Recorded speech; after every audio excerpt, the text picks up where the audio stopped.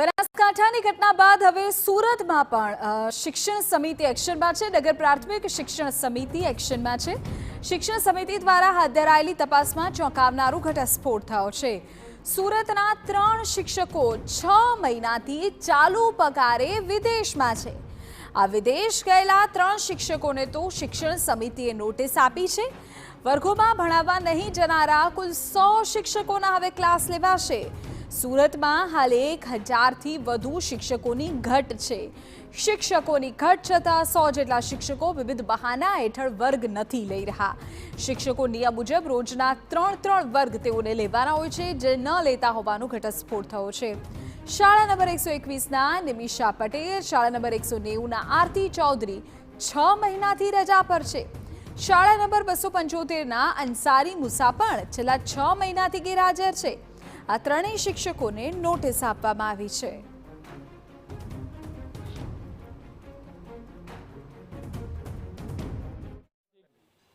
ગુજરાતની અંદર જે રીતે શિક્ષકોની ગુલ્લી મારવાની જે ઘટના જે સામે આવી છે, તે રીતે જ સુરતની અંદર પણ આવા 3 શિક્ષકોની હકીકત સામે આવી છે, જેને લઈને નગર પ્રાથમિક શિક્ષણ સમિતિ દ્વારા તમામ શિક્ષકો જે છે તેને નોટિસ આપવામાં આવી છે। તો આપણી સાથે નગર પ્રાથમિક શિક્ષણ સમિતિના ચેરમેન છે, તેમની સાથે વાત કરીશું। સાહેબ, કઈ રીતે આખી જે તપાસ સોંપવામાં આવી હતી અને શું આખી ઘટના છે? ગઈકાલની માહિતી મુજબ આ બધી જે રાજ્યમાં ઘટનાઓ બને છે એની અમે તપાસ કરાવી અને ત્યાર પછી માહિતી ભેગી કરી।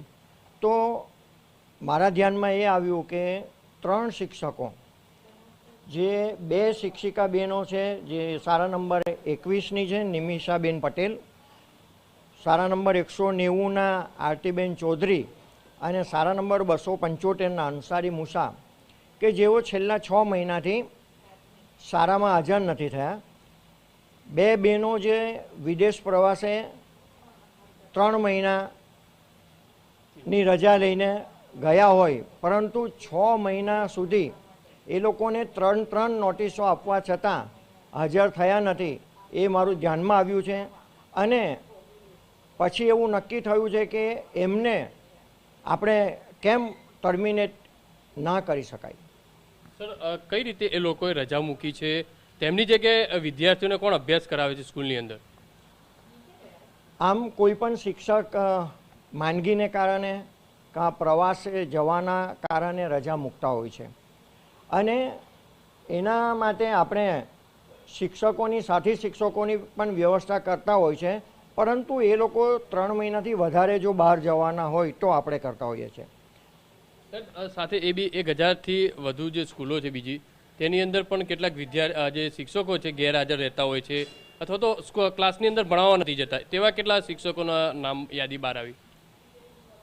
અત્યાર સુધી મને મળેલ માહિતી પ્રમાણે એવી કોઈ ફરિયાદ આવી નથી અને એવી કોઈ માહિતી પણ આવી નથી, પણ આગામી સમયમાં દરેક શિક્ષણ સમિતિના સભ્ય સ્કૂલમાં પોતે જઈને ત્યાં હાજરી લઈને આ જે ગેરહાજર રહેતા શિક્ષકોને શોધી કરવાના ચોક્કસ પ્રયત્ન કરીશું। સાહેબ, હવે આ 3 શિક્ષકો સામે કઈ રીતે કાર્યવાહી ટર્મિનલ થશે કે ના? ટર્મિનલ કરવા એટલે એમને બરખાસ્ત કરી દેવામાં આવે, પછી તો કોઈ કાર્યવાહી કરવામાં નથી આવતી ને, એ લોકોનું ભઠ્ઠું કદાચ ને જપ્ત કરી લેવામાં આવે। સાહેબ, ઓલરેડી એક તો સુરત મહાનગરપાલિકા શિક્ષણ સમિતિની અંદર સ્કૂલો જે છે તેની અંદર શિક્ષકોની ઘટ છે, અને એમાં પણ આ રીતની જે ગેરરીતિ કરવામાં આવતી હોય, કેટલી યોગ્ય?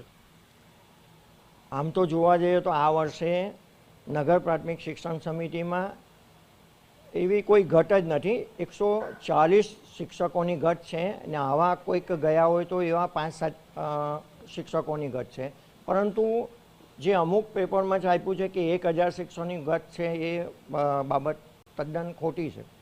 જે રીતે નગર પ્રાથમિક શિક્ષણ સમિતિના જે ચેરમેન જે રીતે કહી રહ્યા છે કે 3 શિક્ષકોની જે યાદી સામે આવી છે, 3 શિક્ષકોને જે નોટિસ આપવામાં આવી છે અને તેમને ટર્મિનલ કરવા માટેની જે કામગીરી છે તે નગર પ્રાથમિક શિક્ષણ સમિતિ દ્વારા કરવામાં આવશે।